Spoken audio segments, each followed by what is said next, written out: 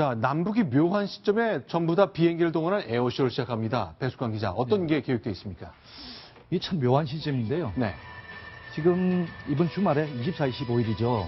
네. 보시면 나오겠지만 북한은 원산 국제 친선 항공축전을 열고요. 그다음에 우리나라 오산 비행장에서는 에어쇼를 합니다. 자, 지금 보시는 장면은 4년 전에 있었던 오산의 에어 파워데이 이런 에어쇼의 모습인데 저런 장면이 이제 며칠 이번 주말을 통해 오산에서 다시 한번 열어지는 거죠. 그렇습니다.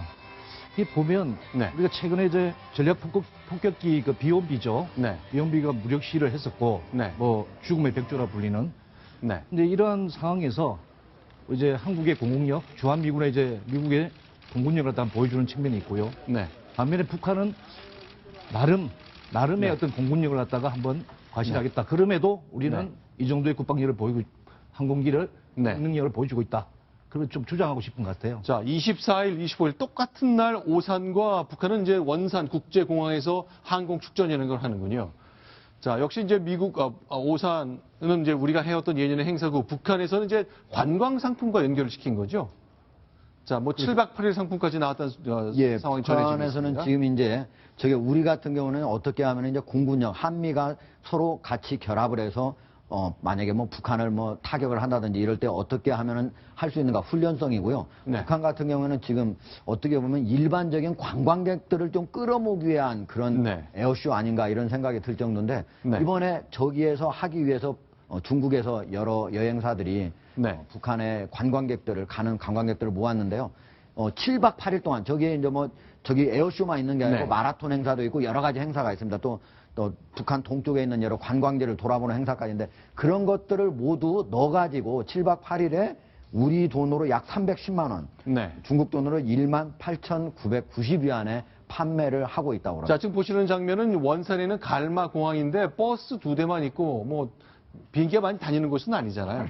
저희 항공편이 있어야 다니죠. 전기선이 있어야 원산에서 항공 수요가 얼마가 나오겠습니까? 평양 순환공항도 한번 가보니까 어디 저 시골 공항 옛날 청량의 역 같은 2층짜리 청사밖에 없던데 저게 없지 않습니까? 배가 저 비행기 들어오는 노선이.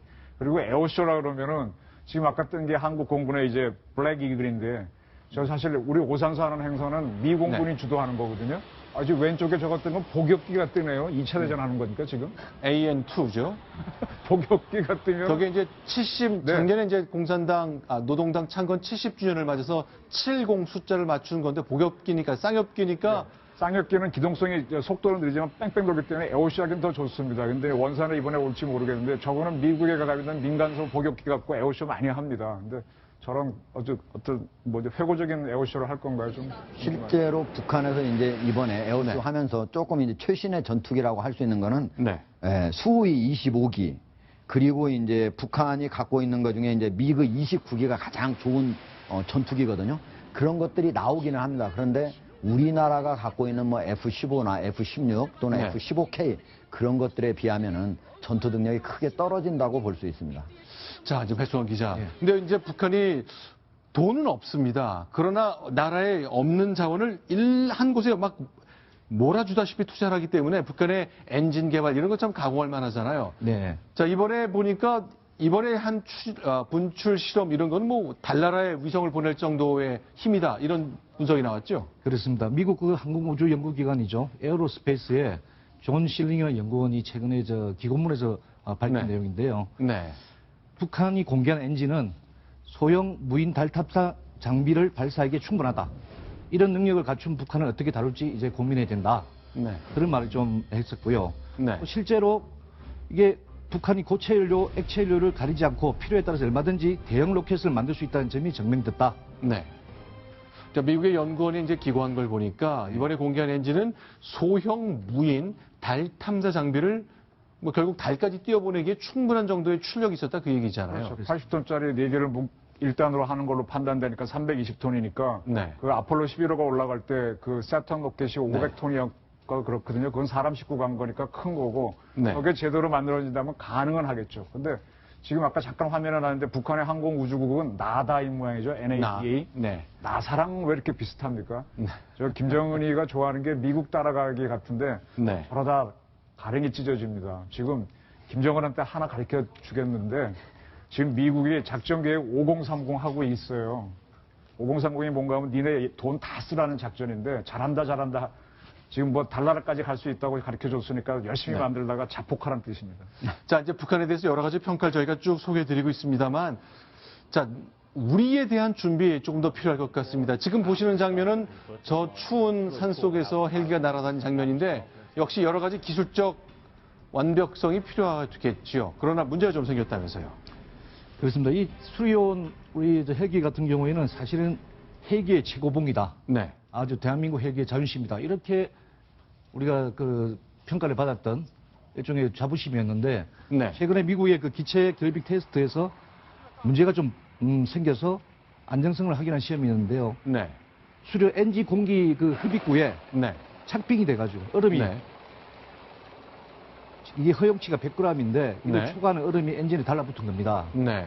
그래서 이 국방부와 방사청에서는 네. 이 납품 중지를 했고요. 네. 그리고 이게 그 정도 그 얼음이면은 엔진에 네. 빨려 들어가면 네. 엔진의 날개를 네. 파손시킨 정도 네. 그렇게 설명을 하는데요. 이 헬리콥터가 이제 겨울이라고 전투를 멈출 수는 없으니까 영하 30도 환경에서도 엔진이 잘 가동되는 걸 입증해야 군이 실제 실전에 배치할 수 있잖아요. 좀 설명을 좀 드릴게요. 네. 이제 왜 비행기가 날아갈 때 제트기에서 많이 보는데 네. 새가 빨려 들어가서 엔진이 파손돼서 추락하는 거 있죠. 버드 스트라이크. 그렇죠. 엔진에 들어갈 수도 있고 이제 유리창에 맞을 수도 있는데 똑같은 원리입니다. 네. 저기 습기가 많고 매우 추운 데 가면은 네. 이 습기가 얼음이 되죠. 그래서 얼음 덩어리가 커져갖고 엔진에 빨려 들어가면 엔진이 깨져서 추락한다는 얘기거든요. 네. 그래서 저 조건을 만들려면은 저게 어떤 상황인가 하면은 알래스카에서도 저런 조건은 안 만들어져요. 네. 우리나라에서는 저런 조건이 만들어지지가 않습니다. 지금 화면에 네. 나오는 거는 저 유명한 사진일 텐데 여기 히말라야에 가서 사람 구하는 사진일 겁니다. 저는 네. 특이하게 조건 맞춰서 아주 가볍게 해서 올라가는 아주 드문 케이스고 보통은 저거 못합니다. 그런데 미국의 5대5에 가면 겨울에 네. 습기가 엄청 올라오죠. 미시간주에 호수가 네. 있고 엄청 추운 춥죠. 곳이니까. 그런 상태에서 즉 뭐냐면 눈이 올 수 있는 날에 그 구름 네. 속을 비행기가 지나가면은 그 아주 영도 부근에서의 물방울들이 갑자기 고체가 되면서 커져갖고 비행기를 칠 수 있다는 겁니다. 근데 우리나라는 저런 상황이 없는데 지금 우리 군에서 굉장히 가혹한 ROC를 요구하는데요. 네. 사실 미군도 저런 ROC를 요구해서 이렇게 만들고 있는데 최근에 미국의 UH-60이나 아파치 헬기는 저거 아직 다 못 맞추고 있습니다. 네. 그래서 지금 제가 드리는 말씀 뭔가 하면 좋은 비행기 만드는 건 좋은데 너무 성능이 좋은 걸 만들다 보면 가격이 비싸지고요. 네. 그래서 나중에 수출이 안 됩니다. 비싸가지고. 그래서 네. 지금 저거는 지금 우리 비행기 만들 때 저런 조건이 없어 못 만들어 지금 시카고에 가서 지금 하고 있으니까 네. 해결을 아마 할 걸로 보입니다. 네. 실제로 이제 네. 이정우 위원이 설명한 것 중에 네. 지금 저 헬기가 사실은 1조 5천억 원이나 들어서 2006년부터 2012년까지 네. 해가지고 우리 최고 헬기라고 했던 거거든요. 네. 당시에 뭐라고 얘기를 했었냐면 동쪽에 우리 동쪽 산악 지역에서 겨울에 해보니까 아무런 문제가 없고 심지어 알래스카 거긴 영하 40도에서도 해보니까 문제가 없다라고 했던 거예요. 근데 이제 물론 미시간이라고 하는 도시가 미국의 도시가 네.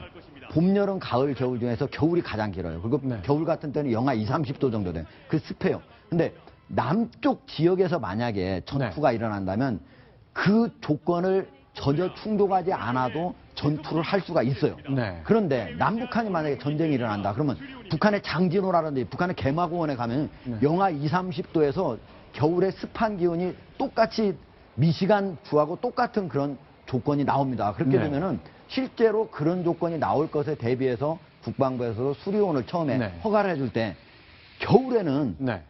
부적합이다. 네. 단지 그 이후에는 적합이다라고 했던 거예요. 그러니까 이번에 미국에서 101개 조건 중에 무려 29개 조건이 안 됐다고 그러거든요. 네. 저거는 기본적으로 개발할 때 제대로 체크를 못한 것이다. 네. 앞으로 1년 6개월 안에 국방부가 모든 조건을 다시 맞추겠다고 하는데 과연 1년 6개월 안에 맞출 수 있을지 그 다음에 자세히 봐야 될 겁니다. 네. 군사 작전을 설명드리면은 네. 저렇게 이제 저런 조건에서 비행하는 거는 구름 속에 눈이 내리는 아주 습한 날 비행하라는 건데요. 네.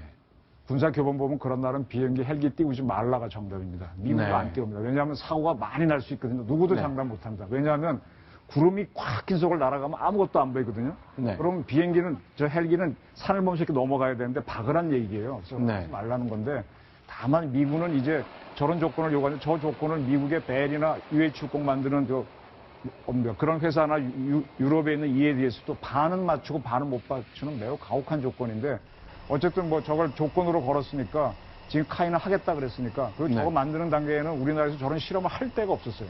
시카고까지 가져가려니까 완제품도 없었고 알래스카까지 어서 중에 우리가 겨울에 추우니까 그리고 우리 장진호나 안동호 같은 그런 데 습기 많은 데 가도 저렇게 스키는 안 올라옵니다.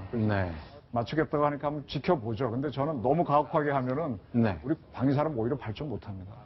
알겠습니다. 일단은 이제 규정도 특히 수출까지 해야 되는 상품이기 때문에 일단 우리의 환경도 맞아야 되지만 그 상대 수입할 수 있는 의향이 있는 나라의 조건도 맞춰야 된다는 점 여러 가지 큰 숙제를 맡게 됐습니다. 1년 반 만에 고치겠다는 그 약속 우리가 지켜내야 될 의무가 또 생겼습니다. 자, 지금까지 4가지 소식 봤습니다. 이제 하종대 국장 위해서 또 인사를 드리겠습니다. 감사합니다.